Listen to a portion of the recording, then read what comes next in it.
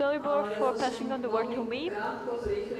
I will start very shortly, but I will start from the scratch. Coaching has been developing since 1980s, and the process is still ongoing. There are various countries in the world. In some, coaching have been introduced some decades ago, and there are also countries that are just in the beginning, and there are such they are toying with the idea of coaching only in the past decade. Of course, Slovakia is among the last group of countries, and just like in the world, the same image can be seen also in corporations. There are such that have been using coaching for several years, and there are visible results.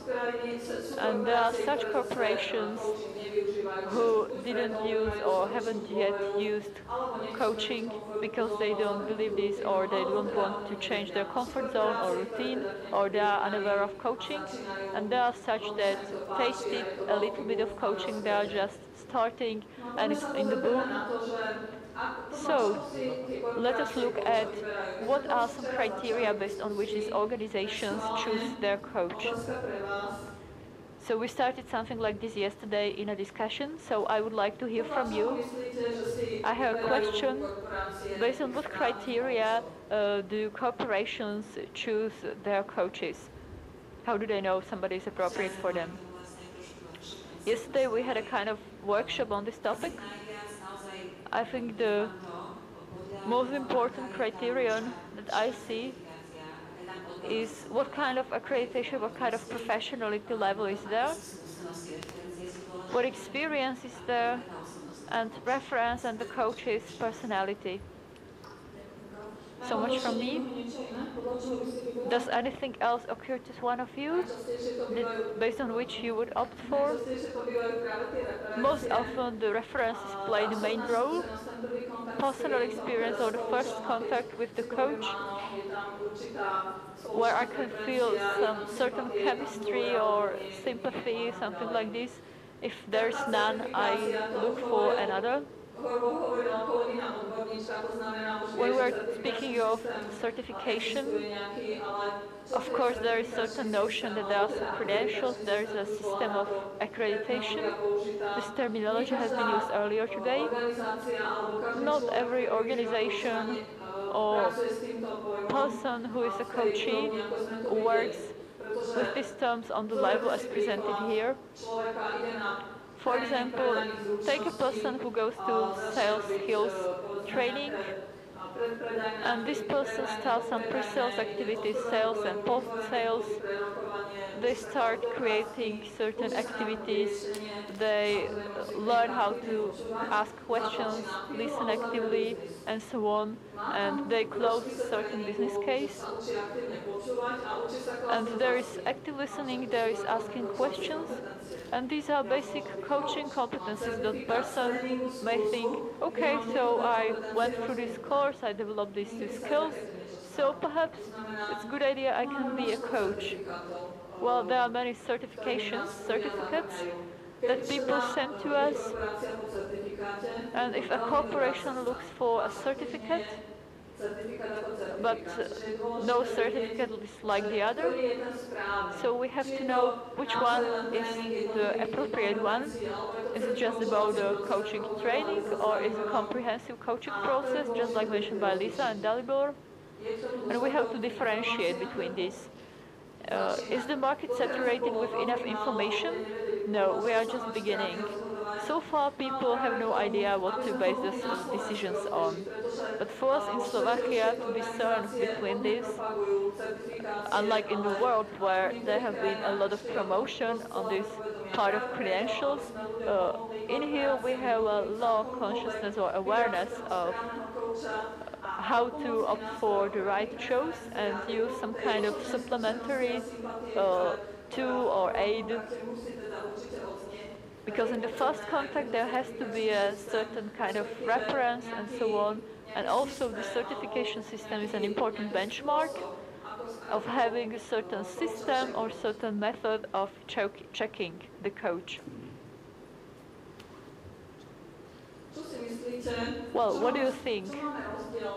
What are the differences in the certification system of the Slovak Coaching Association compared to what we have just heard on the International Federation of Coaching, ICF. So both have a certain credential system. So what may be some differences? Let me ask around the room. For example, a colleague over here. Well, I believe there are not essential differences. Well, I like your comment. Let's ask over here. Well, I believe that the criteria as to the education, number of coaching lessons, personally, I think there's only one difference, and that is in the fact that SAKO does not provide accreditation but certification. That's my personal opinion. Does anyone in the room know any other possible difference between the two? So the basic difference is especially in the price. Our prices are different price range. Our prices are more available to people, and there is no language barrier because not all people are so well prepared from languages that they would be able to go through this in English, so there is no language barrier. And also we respect the schools of Slovak coaching schools that are not internationally recognized, unlike in ICF, so we respect our Slovak courses and education. But of course there needs to be a process of analysis and going through what happened, and this is all by a committee. So not any person who have attended any course in the past can come, but we really have to identify the coaching process, the coaching skills that should have been covered, and based on this the committee will say they do or don't accept this education. And they also provide opportunity to people with local ambitions who do not need to coach around the world or to have international awards or certificates, but they want to act only locally. So these are some of the main differences, but let's look at the commonalities. And here we get to one of your remarks.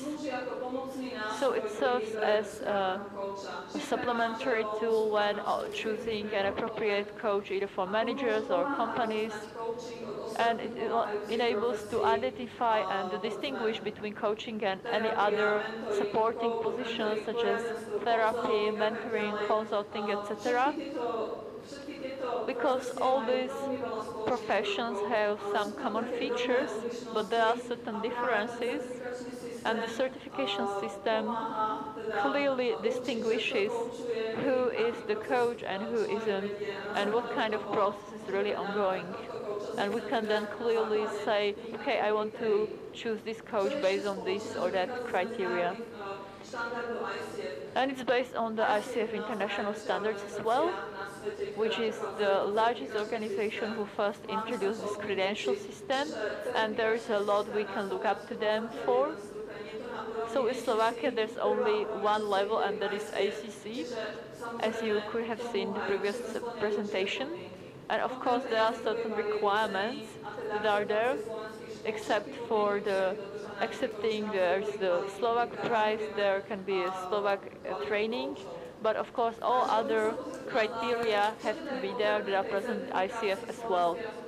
So let's look at what is necessary for our certification. That is 100 lessons of coaching practice.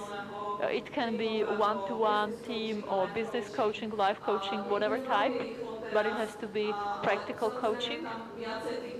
But of course there are little nuances and differences. I only mentioned the most important. Then there are 60 lessons of coaching, education or training, 5 mentored coachings, of which at least 2 have to be with an ICF mentor.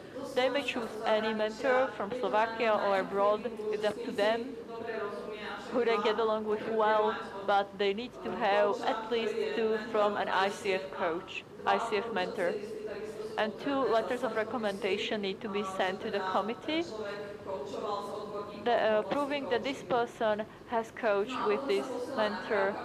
And then there is the recording of coaching. Let me get back to mentoring. Mentoring can be done in several ways.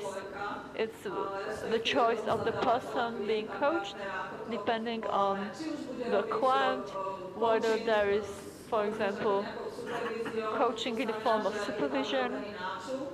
For example, there's a listening of this mentor coach, or they will send a recording and they will analyze the competencies within it. Or the coachee is then coached on competencies they choose to develop. And then the code of ethics needs to be signed by this person, and of course the fee for the examination needs to be paid. So this is in short about certification. So what are the basic requirements for certifications in Slovakia? Well, if you want to raise any questions, there will be a short discussion after this presentation, so we may get back to the topic. Thank you for your attention.